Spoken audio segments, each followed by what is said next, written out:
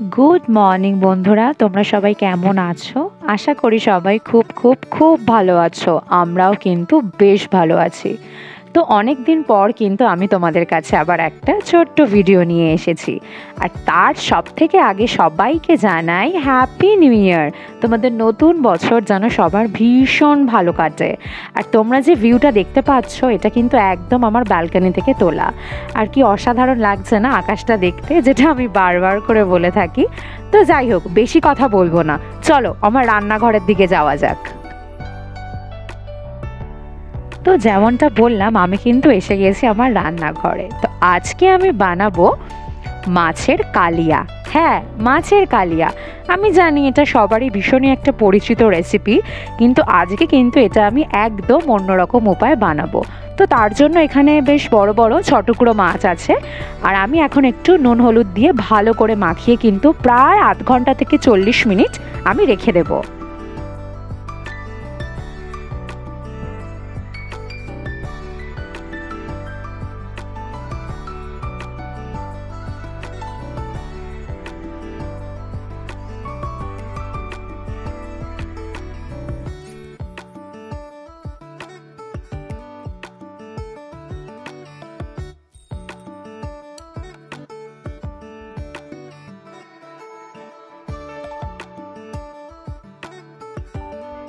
তো এই রান্নার জন্য আমার কিন্তু একটা স্পেশাল মশলা লাগবে। তার জন্য তোমরা যেরকমটা দেখতে পাচ্ছ, আমি কিন্তু একটা প্লেটের মধ্যে সমস্ত কিছু নিয়ে নিয়েছি। গোটা জিরে, জয়িত্রী, এলাচ, তেজপাতা, আর আসলে গোটা ধনে লাগতো, কিন্তু আমার কাছে যেহেতু গোটা ধনে নেই, ওর জন্য আমি একটু ধনে গুঁড়োই নিয়ে নিয়েছি।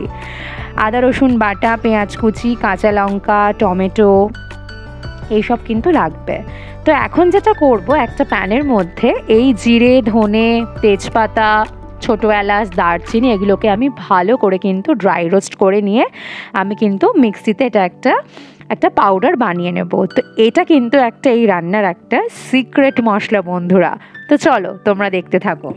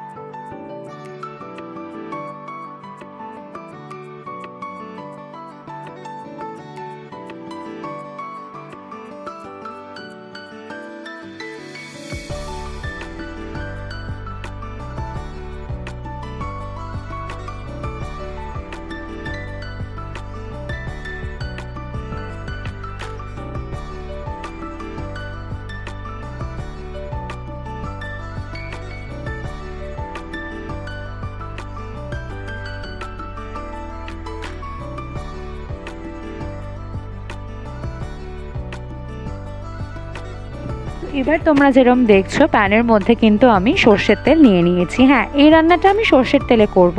তোমাদের মনে হলে কিন্তু তোমরা সাদা তেলেও করতে পারো। আর এবার যেটা করব, সেই নুন হলুদ মাখানো মাছগুলো কিন্তু বেশ আমি সুন্দর করে এপিট ওপিট করে ভেজে নেব। আর ওই দেখো, অলরেডি কিন্তু আমি দিয়ে দিয়েছি মিক্সির বাটিতে মশলাটা গুঁড়ো হওয়ার জন্য। একটু ঠান্ডা হোক, এরপরে কিন্তু মশলাটা আমি একটা সুন্দর একটা ড্রাই পাউডার করে নেব। তো এখন কিন্তু এই তোমরা যে দেখতে পাচ্ছিলে, কাঁচা লঙ্কা, টমেটো আর পেঁয়াজ, এইগুলোরও কিন্তু একটা আমি পেস্ট বানিয়ে নেব। এবার যেটা করব সেটা হচ্ছে, প্যানে যেহেতু একটু বেশি তেল ছিল, আমি কিন্তু একটু তেল কমিয়ে নিয়ে এবার একটুখানি খালি তোমার যেহেতু আমি গোটা গরম মশলা রোস্ট করেছি, খালি আমি 2-4টে লবঙ্গ দিয়ে ওই যে পেঁয়াজ যেটা বেটে নিলাম তোমাদের দেখালাম, তো সেই পেঁয়াজ, টমেটো, কাঁচা লঙ্কা, এটার কিন্তু যে পেস্টটা হয়েছে সেটা কিন্তু আমি তেলের মধ্যে দিয়ে দেব। আর ভালো করে নাড়াচাড়া করব। আর এর মধ্যে যেটা অ্যাড করব সেটা হচ্ছে আদা রসুনের পেস্ট, যেরকম তোমরা দেখতে পাচ্ছ। আর ততক্ষণ নাড়বো যতক্ষণ এই আদা রসুন বা এই পেঁয়াজের এই কাঁচা গন্ধটা না যাচ্ছে। তো চলো তোমরা দেখতে থাকো। তো এদিকে ওটা তো নাড়তে থাক, আর এদিকে আমি আর একটা কিন্তু মশলা বানিয়ে নেব। তার জন্য তোমরা যেরকমটা দেখছো, একটু টক দই নেব, সাথে নেব স্বাদ মতন একটু লঙ্কা গুঁড়ো, একটু জিরে গোটা দিলেও একটু জিরের গুঁড়োও নেব, আর ধনের গুঁড়োটা নেব না, ঠিক আছে? আর তার সাথে পরিমাণ মতো নুন আর মিষ্টি। আর লঙ্কাটা যেহেতু আমরা একটু ঝাল ঝাল পছন্দ করি, তো ঝালটা যার যার যে যেরকম পছন্দ করে সেরকম কিন্তু তোমরা নিতে পারো। আর এটার সাথে কিন্তু একটু হলুদ গুঁড়োও নেব, আর যেটা প্রথমেই বললাম নুন আর মিষ্টিটা। তো আমি সব রান্নাতে একটু অল্প একটু চিনি দিই, নাহলে আমার যেন মনে হয় যে স্বাদটা ঠিকঠাক হচ্ছে না। অল্প একটু গরম জল নিয়ে ভালো করে কিন্তু পেস্টটা বানিয়ে নেব। তো এবার যেটা তোমরা দেখতে পাচ্ছ, আমার কিন্তু অলরেডি ওটা থেকে তেল ছেড়ে গেছিলো, ওই পেঁয়াজ বাটাটা যেটা আমি দিয়েছিলাম। তো এবার এই যে টক দইয়ের যে পেস্টটা, সেটা কিন্তু আমি ভালো করে দেব আর দিয়ে নাড়াচাড়া করতে থাকবো। আর যতক্ষণ না তেল বেরোবে আমি কিন্তু ততক্ষণই নাড়াচাড়া করতে থাকবো।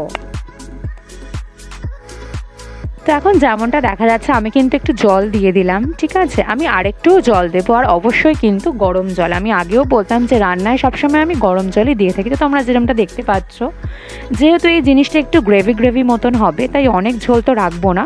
তো আমি কিন্তু সুন্দর করে যেই মশলা থেকে তেল বেরিয়েছে আমি কিন্তু একটু গরম জল দিয়ে দিলাম। আর এবার যেটা আমি করব, আমি ঢাকা দিয়ে রাখবো। আর ওদিকে কিন্তু আমার ওই ড্রাই রোস্ট করা মশলাটাও কিন্তু অলরেডি পেস্ট হয়ে গেছে। তো চলো দেখতে থাকো। এদিকে কিন্তু আমার ঝোল টকবক করে ফুটে উঠেছে, আর এখন আমি ভেজে রাখা মাছগুলো কিন্তু দিয়ে দেব। আর বন্ধুরা, এই মাছগুলো কিন্তু খুব একটা কড়া করে তোমরা ভেজো না, একটু হালকা করে ভাজলে কিন্তু মাছের যা স্বাদটা সেটা কিন্তু বজায় থাকবে। খুব কড়া করে ভাজলে সেটা হয় না। তো এবার আমি একটু ঢেকে রাখবো, বেশিক্ষণের জন্য না, অল্পক্ষণের জন্য। আর এই দেখো, কথা শেষ হতে না হতে কিন্তু ঢাকা আমি তুলে নিয়েছি। আমার মাছের এই কালিয়া কিন্তু অলমোস্ট 95% রেডি। এবার যেটা আমি দিয়ে নেব, এই কসুরি মেথিটাও কিন্তু হাতে একটু ক্রাশ করে অল্প একটু দিয়ে দেব। এখনও কিন্তু আমি গ্যাসটা অফ করিনি, দিয়ে আমি 1 মিনিট মতন ঢেকে রাখবো। ঢেকে আবার তোমরা দেখতে পাচ্ছ আমি ঢাকা তুলে নিয়েছি। আর দেখতে পাচ্ছ, ঠিক দেখতে যেরকম ভালো, খেতেও কিন্তু অসম হয়েছে বন্ধুরা। আর আমার সেই সিক্রেট স্পেশাল মশলাটাও কিন্তু আমি দিয়ে দিলাম। আর যেটা না দিলেই নয়, সেটা হচ্ছে একটু ঘি দিয়ে কিন্তু আমি একটু ঢেকে রাখবো এখন। চলো, তো এটা হচ্ছে বন্ধুরা আমার সেই কালিয়ার কিন্তু ফাইনাল রেসিপি। দেখতে যতটা লোভনীয় লাগছে, খেতেও কিন্তু অসাধারণ হয়েছিল। হ্যাঁ, বলে রাখি, আর এটা কিন্তু আমার নিজের রেসিপি নেই, এটা আমার ভীষণ কাছের ভালোবাসার মানুষ আমার মাসির দেওয়া রেসিপি। তো আমি তোমাদের সবাইকে রিকোয়েস্ট করব, তোমরা প্লিজ একবার এরকম রেসিপি ফলো করে করো। আর আজকের জন্য টাটা।